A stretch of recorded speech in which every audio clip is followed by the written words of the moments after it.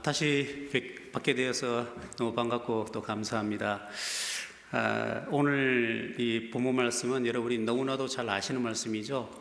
가장 유명한 성경 일화 중에 하나라고 생각되는데, 바로 12명의 정탐꾼을 가나안을 정복하기 전에 하나님이 명하셔서 그 땅을 정탐한 그 사건입니다.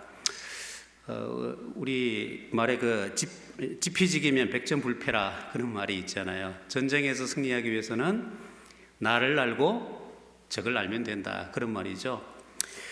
그런데 12명의 정탐꾼이 여러분이 잘 아시는 바와 같이 똑같은 것을 봤습니다. 그죠? 동시에 나가서 같은 것을 동시에 봤어요. 그런데 그 돌아온 정탐꾼들의 그 정탐 보고는 크게 두 가지로 나뉘죠. 하나는 우리가 절대 이길 수 없다. 그리고 한 부류는 아니다, 우리가 이긴다. 그렇게 크게 두 부류로 나뉘게 되었습니다. 이렇게 12 정탐꾼들의 정탐 보고가 정반대인 이유가 뭘까요? 그 이유는요, 적군에 대한 다른 견해가 아닙니다. 적군에 대한 견해는 일치합니다. 그들은 하나님이 우리에게 보여주신 그 땅은 정말로 하나님이 말씀하셨던 대로, 약속하셨던 대로 적과 꿀이 흐르고 너무나도 비옥한 땅이고 아름다운 땅이다, 그러면서 포도 송이를 어깨에 메고 올 정도로 아주 아름다운 그런 수확을 가지고 돌아왔어요. 정말 좋은 땅이야, 하나님이 말씀하신 그 땅이 맞아. 그리고 또 다른 것도 봤죠. 그런데 거기 있는 아주 장대한 거인들도 봤단 말입니다. 그리고 그들이 가지고 있는 두꺼운 성벽, 그리고 그들이 가지고 있는 무기들도 봤어요. 그래서 이 12명이 동시에 그 모든 것을 다 봤습니다. 거기에 대해서는 이견이 없습니다. 모두 일치합니다. 그런데 의견이 갈리는 것은 바로 자기 자신들에 대한 이해예요. 그래서 그러면 우리가 과연 저들을 이길 수 있느냐 없느냐, 그것은 우리의 전력이 얼마나 되느냐에 달려있는 것, 거기에 달려있는 것이죠. 거기에 대해서 두 가지로 나뉘죠. 우리는 그들 보기에 메뚜기 같다, 이렇게 말하는 부류, 그리고 아니다, 그들은 하나님이 우리에게 주신 밥이다, 이렇게 달리는 거죠. 그래요. 자기 자신에 대한 이해가 달랐던 겁니다. 적군에 대한 이해는 같았어요. 우리 자신의 전력, 우리 자신이 누군가에 대해서 거기에 대한 의견이 달라졌기 때문에 그 결과가 정반대로 나타났던 것입니다. 그렇다면 이렇게 부정적인 보고를 했던 그 사람들의 판단 근거는 뭘까요? 그 사람들은요, 다른 여호수아와 갈렙과 같이 긍정적인 보고를 했던 사람들과 똑같아요. 객관적인 것을 본 것은 맞아요. 객관적인 사실을 가지고 판단했습니다. 그리고 상대적으로 비교를 한 거예요. 그들이 가지고 있는 무기, 그들의 신체적인 조건, 전투적인 전략이나 이런 모든 것을 감안했을 때, 상대적으로 봤을 때 우리가 딸린다, 우리 진다, 그렇게 얘기했던 거죠. 바로 상대적인 비교였습니다. 그런데 여호수아와 갈렙의 판단 근거는 또 달랐습니다. 여호수아와 갈렙이 그럼에도 불구하고, 그래 우리가 열세인 게 맞아, 무기도 딸리고 군인도 딸려, 그들은 거인들이 살아, 그런데도 불구하고 우리는 이겨, 이렇게 판단했던 그 근거는요, 첫 번째는 하나님의 약속에 근거했기 때문입니다. 왜냐하면 하나님께서 아브라함을 부르시고, 아브라함의 하나님, 이삭의 하나님, 야곱의 하나님, 그 하나님이 우리에게 주신 그 약속이 너무나도 분명하기 때문에, 그 약속을 이루어 오셨던 분이 우리 하나님이기 때문에, 이 땅을 약속하신 분도 하나님이기 때문에, 그 하나님의 약속을 우리가 믿기에 우리는 이길 수 있다, 그렇게 판단했습니다. 그는 여호수아와 갈렙은 아브라함에게 주셨던 그 약속을 철저하게 믿었어요. 어떻게 하나님이 약속하셨습니까? 너무나도 잘 아시는 말씀이죠. 창세기 12장 2절 3절에 내가 너로 큰 민족을 이루고 네게 복을 주어 내 이름을 창대하게 하리니 너는 뭐가 될지라? 복이 될지라. 너를 축복하는 자에게는 내가 복을 내리고 너를 저주하는 자에게는 내가 저주하리니 땅의 모든 족속이 너로 말미암아 복을 얻을 것이다. 이것이 하나님의 약속이었어요. 분명한 것은 너 하나 때문에 너와 함께하는 사람들이 복을 받고 너 때문에 다른 사람들이 함께 나의 은혜를 누리게 될 거야. 이것이 하나님의 약속이었단 말입니다. 그리고 여호수아와 갈렙의 또 다른 판단 근거는요, 절대적인 비교가 아니었습니다. 하나님의 약속에 근거한 절대적인 비교였지 상대적인 비교가 아니었습니다. 하나님의 약속이 너무나도 분명하기 때문에 절대적인 이 비교는 상황이나 조건에 따라 변하지 않습니다. 애굽에서 나올 때도요, 사실 애굽이 그 당시 얼마나 강대한 나라였습니까? 그 가운데서 하나님이 그들을 구출해낼 때 그냥 구출해내신 것이 아니고 애굽이 가지고 있던 금은 보화, 많은 가축들, 이 모든 것을 다 이끌고 나왔잖아요. 다 가지고 나왔잖아요. 마치 전쟁에서 승리한 군사들이 노략물을 가지고 나오듯이 애굽에서 나올 때 그렇게 나왔단 말입니다. 승리자로 나왔단 말입니다. 그것이 상대가 애굽이든 이들이 앞으로 가나안에서 마주칠 블레셋 사람이든 그리고 이 이스라엘 민족을 멸망시켰던 아수르나 그리고 바벨론이나 바사나 그 다음에 나타날 그리스나 로마 어느 나라든 상관없이 하나님의 이 약속은 변치 않는다는 그 믿음에 근거해 있었습니다. 심지어 이 이스라엘 백성이 하나님 앞에 범죄할지라도 이 민족이 하나님 앞에 패역할지라도 우리가 회개하면 그래도 우리가 하나님을 따르기 원하고 돌이키면 하나님은 우리를 버리지 아니하시고 우리의 실수에도 불구하고 우리의 죄에도 불구하고 하나님은 우리를 하나님의 백성에서 끊지 않으신다라는 그 분명한 약속에 근거했기 때문에 우리가 이긴다. 그들이 우리의 밥이다. 이렇게 얘기할 수 있었던 겁니다. 그렇습니다. 이 여호수아와 갈렙은요, 하나님이 이스라엘 백성에게 부여한 그 가치가 얼마나 어마어마한 것인지를 깨달았던 사람이에요. 우리 그저 그런 사람이 아니야.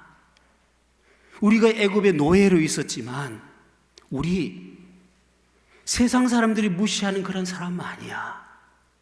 우리는 하나님의 백성이야. 하나님이 우리를 불러주셨고 하나님이 우리를 그의 나라로 삼으셨기 때문에 하나님이 우리를 그의 제사장 나라로 삼으셨기 때문에 우리는 귀한 존재들이야. 자신의 가치, 그것을 너무나도 잘 깨달아 알았던 사람입니다. 그런데 이 가치를 몰랐던 10명의 정탐꾼은 스스로를 메뚜기로 만들어 버렸습니다. 그래서 결과적으로 한 말이, 야, 애굽으로 차라리 돌아가자. 애굽으로 돌아가자. 그렇게 말했던 겁니다. 이렇게 우리 오늘 본문 말씀 1절 2절에서 봤던 이 백성들이 밤새도록 통곡하면서 그렇게 모세와 하나님을 원망할 때에 하나님도 화가 나셨어요. 그래서 하나님이 모세에게 뭐라고 말씀하셨는가 하면, 야, 모세야, 나 도저히 못 참겠다. 나는 지금 내 생각이 말이야, 이 백성들 다 그냥 내가 버려버리고 너 한 사람을 통해서, 이 아브라함의 족속이 아니라 모세 너 한 사람을 통해서 내가 새로운 민족을 만들 거야. 이 민족을 통해서 내가 세계를 다시 구원할 거야. 이 이스라엘 민족, 이 아브라함의 족속들 내가 이제 버려버릴 거야. 너 나와 같이 새로운 민족을 만들자. 하나님이 이렇게 제안을 하셨어요, 모세에게. 그러자 모세가 말합니다. 하나님, 지금 여기에 와서 하나님이 이 백성을 버리면 어떡합니까? 온 민족이, 이 이스라엘이 하나님의 백성인 걸 다 아는데 하나님 어찌시렵니까? 하나님 앞에 통곡하면서 기도를 합니다. 그래서 하나님이 마음을 돌이키시고, 그래, 내가 이 백성에게 다시 한번 기회를 주겠다. 대신 지금 출애굽한 이 1세대들은 안 되겠다. 다음 세대를 통해서 내가 약속을 이어나갈 것이다. 그래서 첫 번째 세대가 다 죽기까지 40년간 광야를 뱅뱅뱅뱅 돌면서 1세대들이 다 죽게 되는 겁니다.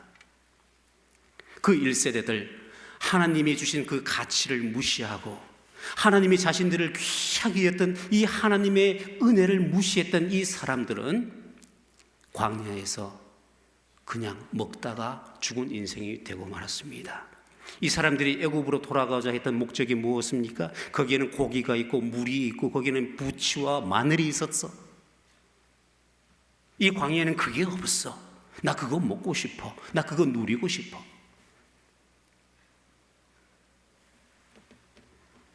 정말 이들의 한탄대로 그들은 먹다가 죽은 인생들이 되고 말았습니다. 사랑하는 성도 여러분, 하나님이 우리를 부르셨잖아요. 하나님이 우리를 부르셨습니다. 아멘. 하나님이 여러분을 부르셨습니까? 예, 하나님이 우리를 부르셨어요. 마치 하나님이 아브라함을 부르신 것처럼 하나님이 우리를 하나님의 백성으로 부르셨단 말입니다. 그러면 하나님이 우리에게 부여하신 가치는 어느 정도일까요? 베드로전서 2장 9절에 하나님이 이렇게 말씀하십니다. 너희는 택하신 족속이요 왕같은 제사장들이요 거룩한 나라요 그의 소유가 된 백성이니, 하나님의 소유된 백성이니. 여러분, 이게 얼마나 엄청난 일인지 몰라요. 얼마나 엄청난 가치인지 몰라요. 하나님의 택함 받은 사람, 그 많은 사람들 중에 하나님은 아브라함 한 사람을 택하셨죠. 그 한 사람을 통해서 민족을 만들고 그 한 사람을 통해서 온 인류를 구원하기 위한 계획을 하나님이 세우셨습니다. 그 한 사람 아브라함을 부르신 것처럼 하나님은 우리 한 사람을 아브라함과 같이 부르신 거예요. 이 얼마나 귀한 부름입니까? 그러니 우리가 얼마나 큰 가치를 지닌 사람입니까? 하나님은 우리를 부르실 뿐만 아니라요, 이렇게 말씀하십니다. 왕 같은 제사장들이다. 아무나 제사장인가요? 아무나 하나님의 백성으로서 하나님이 주신 그 특권들을 누리며 하나님의 거룩한 구원의 일들을 행할 수 있습니까? 그 일을 행하는 사람이 누구라고요? 바로 우리라고요. 우리는 그러한 사람이에요. 여러분이 바로 그렇게 귀한 존재들입니다. 문제는요, 하나님이 이미 우리를 그렇게 거룩하게 하셨고 하나님이 우리를 이미 그렇게 만들어 주셨는데 그것을 우리가 얼마나 아멘으로 믿고 받아들이고 이 세상 속에서 그렇게 살아가느냐 하는 데 달려 있습니다.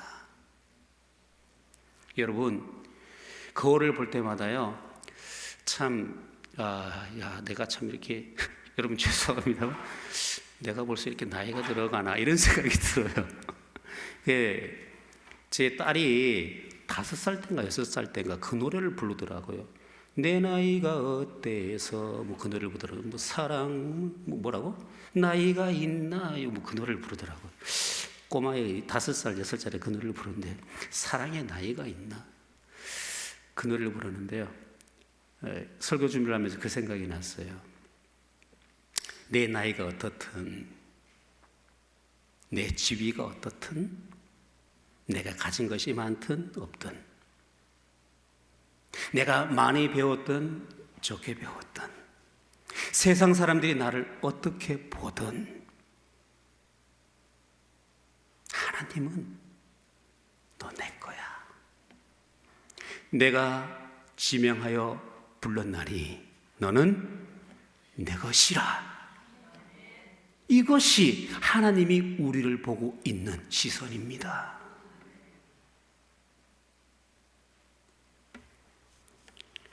하나님은 이렇게 말씀하셨죠. 영접하는 자, 곧 그 이름을 믿는 자들에게는 하나님의 자녀가 되는 권세를 주셨으니, 우리가 하나님을 믿고 예수 그리스도를 영접했잖아요. 영접하는 자, 예수 그리스도를 우리의 구주로 영접했잖아요. 그러니 우리가 누굽니까? 하나님의 자녀입니다. 이거보다 더 귀한 가치가 어디 있습니까? 여러분 한번 저를 따라해 주시면 고맙겠습니다. 나는 참으로 가치 있는 사람입니다. 믿습니까? 여러분 스스로 이것을 여러분 스스로 위로하는 말이 아니라 하나님이 여러분을 부르시는 그 부르심, 하나님이 여러분을 선택하신 이유, 그 가치로 우리 자신들을 바라봐야 한다는 겁니다. 우리가 이 하나님이 우리에게 부여하신 가치를 무시하면 어떤 결과가 벌어집니까? 메뚜기로 만들어 버려요, 스스로를. 우리 스스로를 메뚜기로 만들어 버린다고요.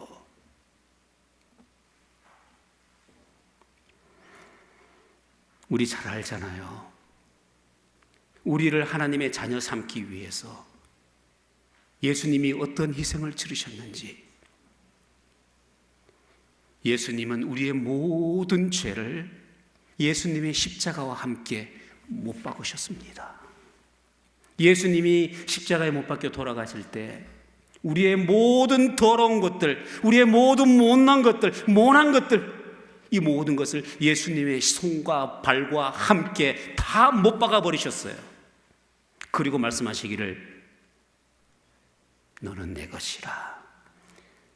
너는 새로운 피조물이라. 우리의 옛사람은 십자가에서 죽고 거기서 새롭게 거듭난 사람들입니다. 우리 그렇게 귀한 사람들이에요.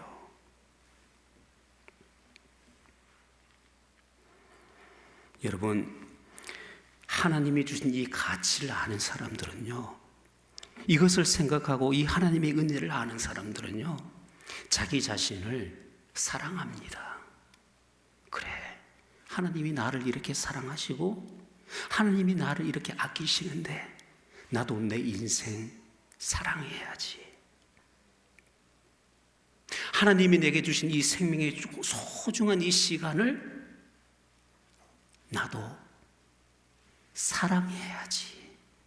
그래서 자기 자신을 함부로 대하지 않습니다. 스스로를 존중합니다.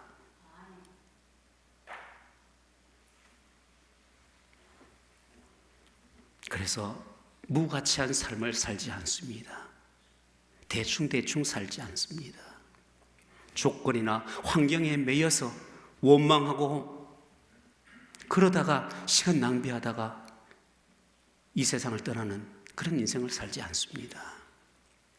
여러분, 오늘 원미동교회 도착해가지고 저 거울을 보니까 여러분들 야외 예배에 가셨나요? 그 야외에서 찍은 사진들이 많이 있더라고요. 여전도인지 뭐 우리 권사님들인지 모르겠는데 보니까 있더라고요. 보면서 처음에 드는 생각이 이거예요. 참 귀한 분들이다. 이 교회를 위해서 얼마나 이분들이 눈물 뿌리며 기도하셨고, 집보다도 가정보다도 가족보다도 교회를 먼저 생각하고 이 교회를 지키기 위해서 얼마나 많은 노력과 눈물과 기도와 간구로 이분들이 하나님 앞에 나왔을까? 이분들의 기도와 땀이, 그 노고가 거기에서 보이더라고요. 여러분, 우리가 큰 거 안 해도요, 하나님은 이미 우리를 가치 있게 보셔요. 이미요.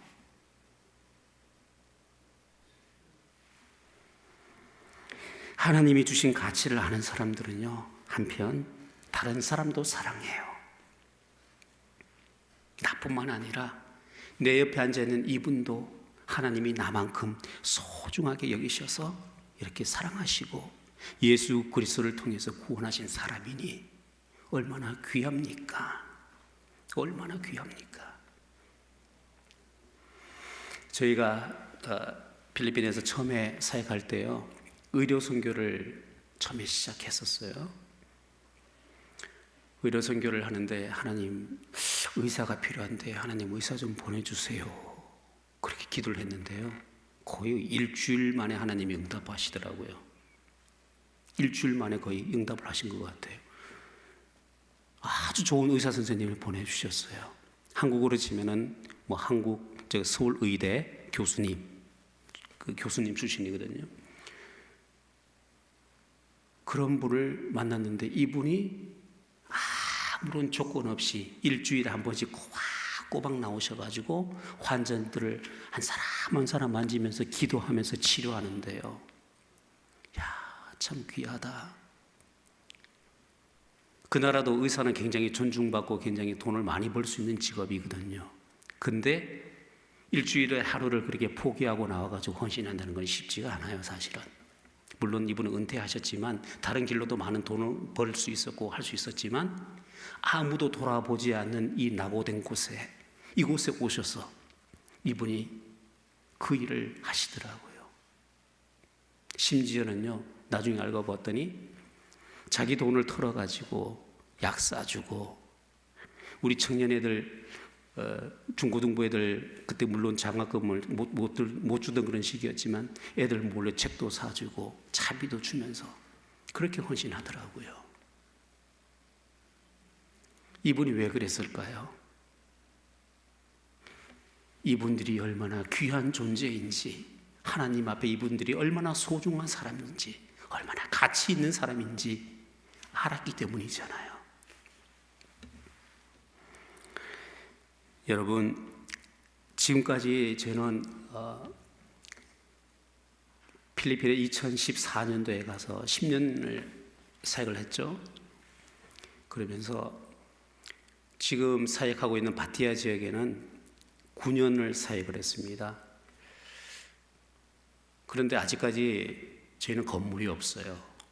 교회 건물이 없습니다.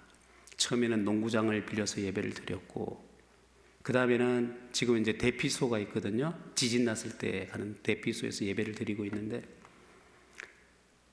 그러면 성도님들이 보내준 성경금 다 어디다 썼느냐? 대부분은요, 미래에 투자했습니다. 등록금이 없어서, 차비가 없어서 학교 못 가고 있는 애들이 너무 가슴이 아팠어요.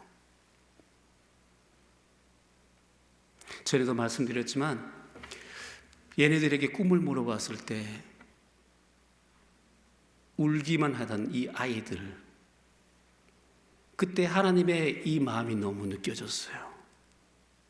이제 겨우 12살, 13살밖에 안 되는 이 아이들이 자신의 꿈조차 가지지 못하고 평생 내가 이 가난 속에 묻혀서 이 동네를 떠나지 못하고 가난의 이 대물림 속에서 내가 영원히 갇혀 있어야 되는구나, 그 생각 때문에 애들이 그냥 울고 있더라고요.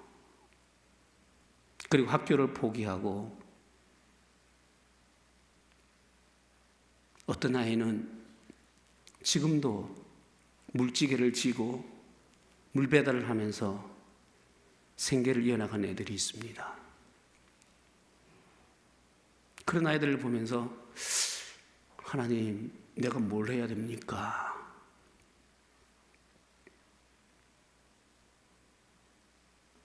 하나님이 주신 마음이, 얘들 교육시켜야 되겠다, 학교는 보내야 되겠다. 그래서 장학사역을 시작한 거예요. 그때 중고등학생이었던 애들이 지금은 대학생이 되었습니다.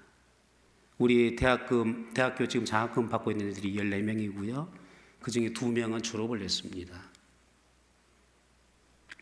얘들하고 제 꿈을 나누었어요. 이제 10년 동안 저를 봐왔으니까 저를 잘 알잖아요. 저한테만 장난도 치고 막 그러는데, 이 녀석들이 처음부터 제가 꿈을 나눴어요. 얘들아, 내 꿈이 이건데 내 꿈 한번 들어볼래?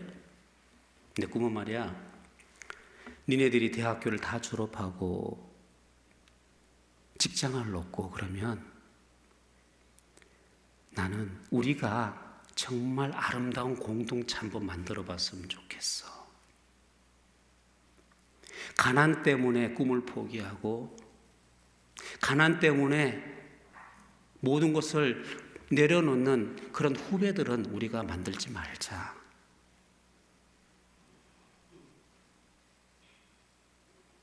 나는 안 도와줘도 좋으니까 내가 떠난 뒤에 너희들끼리 장학재단 만들어서 니네 후배들을 도왔으면 좋겠어. 내가 지금 너희들을 장학금 줘서 대학을 보내고 있는 것처럼 너희들은 너희 스스로 그런 아름다운 공동체 만들어서 너희 스스로를 도와나가는 그런 공동체 만들었으면 좋겠어.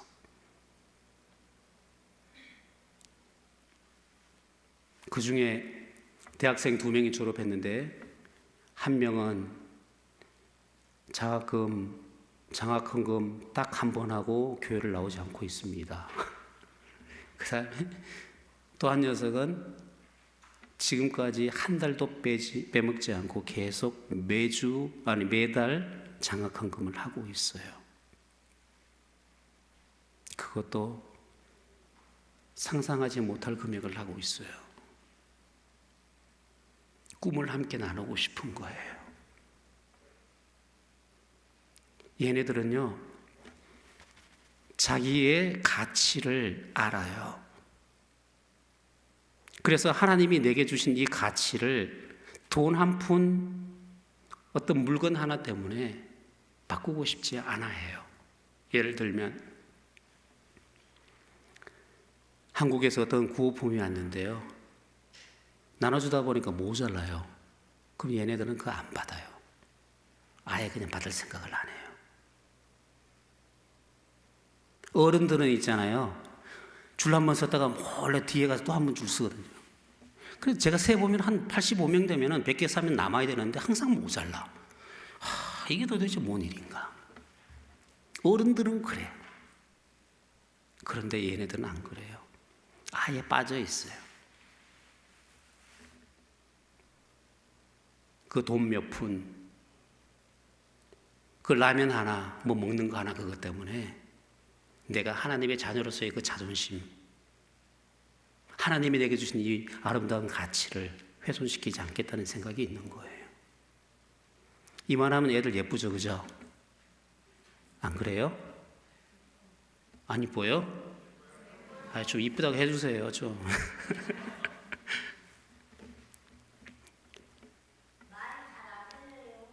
그래요. 애들이 참 예쁘죠. 여러분,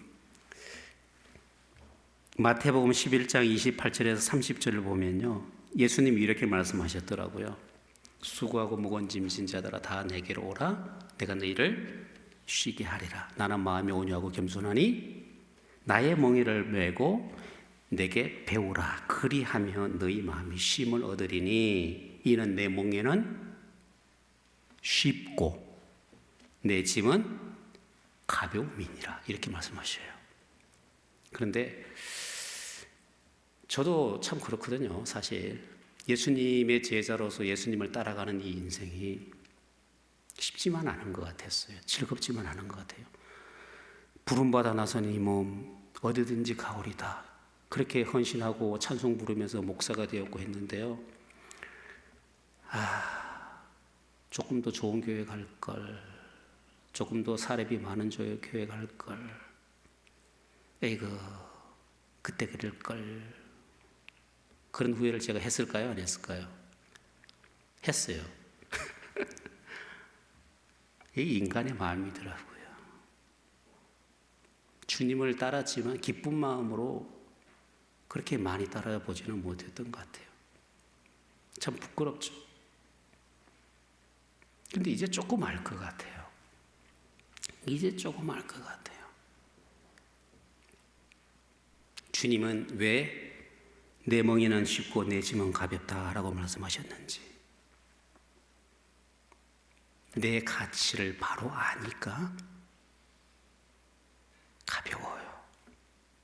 그래, 나 기껏 달려서 예수님 따라온다고 따라온 게 요만큼 따라왔지만 그래, 수고했다, 잘했다, 너 변함없는 내 아들이야, 너 변함없는 너는 내 아들이야. 그렇게 많은 실수와 하나님의 사랑에 대한 배신에도 불구하고 하나님은 여전히 넌 내 아들이야, 내가 너를 사랑해, 내 사랑은 변함없어, 그렇게 말씀하시니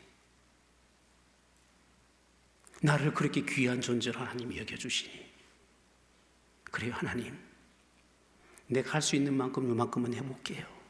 그렇게 되더라고요. 사랑하는 성도 여러분, 우리를 애굽으로 돌아가자고 만드는 많은 요소들이 있습니다. 지금 민수기에 나타난 이스라엘 백성들 앞에서는요, 눈에 보이는 거인들, 철기 무기들, 그런 것들 때문이었고, 그들이 누리고 싶었던 욕심들, 그런 것들 때문이었거든요.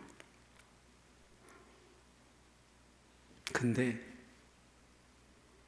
그 가운데서도 하나님의 가치, 하나님이 내게 주신 가치를 알았던 여호수아와 갈렙은 그들은 우리의 밥이야, 우리가 이겨, 이렇게 얘기했습니다. 여러분, 우리 앞에 놓여 있는 질병, 지긋지긋한 질병, 가난, 그리고 많은 문제들, 수십 년간 풀리지 않는 이 문제들 때문에 여러분 스스로가 초라하게 느껴진다면 하나님의 음성을 새롭게 들으시기 바랍니다. 우리를 얼마나 가치 있게 여기시는지, 우리를 얼마나 사랑하시는지, 어떤 상황에도 우리를 버리지 않으신 그 하나님의 그 사랑을 우리가 다시 발견할 수 있기를 소원합니다. 마지막으로 한 가지만 말씀드리고 마치겠습니다. 예수님께서 우리 자신의 그 가치를 정말로 뼈저리게 느낄 수 있고 깨달을 수 있는 방법을 제시해 주셨어요. 그것은 바로 사랑하는 겁니다. 사랑이더라고요. 요한복음 13장 34절 35절에 이렇게 말씀하십니다. 새 계명을 너희에게 주노니 너희가 서로 사랑하라. 내가 너희를 사랑한 것 같이 너희도 서로 사랑하라. 너희가 서로 사랑하면 이로써 모든 사람이 너희가 내 제자인 줄 알리라. 네가 내 제자인 걸 너 스스로가 알기 위한다면, 네가 얼마나 소중한 내 사람인지 알기 원한다면 사랑하라는 거예요. 다른 사람을 사랑해 보라는 겁니다. 다른 사람을 사랑할 때 여러분은 스스로의 가치를 더 깊게 느끼게 될 겁니다. 우리 옆에 계신 분들 한번 빈말이라도 한번 하시죠. 사랑합니다. 빈말 아니시죠? 네. 한 번 더 할까요? 사랑해 보도록 노력하겠습니다.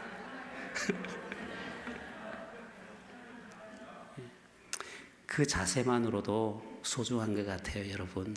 그래, 내가 한번 사랑해 봐야지. 그런 마음이 소중한 것 같아요. 내가 이런 마음을 품고 그런 마음의 자세로 살아갈 때 하나님이 우리에게 놀라운 경험을 하게 하시고요, 그 가운데서 하나님이 우리로 하여금 놀라운 깨달음을 주실 겁니다. 우리가 얼마나 소중한 존재를 다시 한번 주님 안에서 발견하게 될 줄로 믿습니다. 기도하겠습니다. 사랑의 하나님, 너는 내 것이라. 내가 너를 지명하여 불렀나니 너는 내 것이라. 이렇게 불러주신 주님의 크신 사랑과 그 부르심 앞에 우리가 응답하기를 원합니다. 하나님, 우리 스스로가 정말 하나님이 소중한 삶으로 만들어졌다는 그 사실을 믿음으로 믿고 인정하며 나아가기를 소원합니다. 주님, 우리 자신을 더욱더 아끼고 사랑하겠습니다. 주님, 우리가 우리에게 주신 이웃들, 나를 통해서 복을 전하라고 말씀하신 그 이웃들 더 사랑하기를 원합니다. 하나님, 사랑할 수 있는 용기를 주시고 우리가 더 사랑하기 원할 때 하나님, 우리가 하나님이 주신 그 가치를 더욱더 경험케 하여 주시고 하나님이 원하시는 우리의 삶을 살아갈 수 있도록 인도하여 주옵소서. 우리 구주 예수 그리스도 이름으로 기도드립니다. 아멘. 네.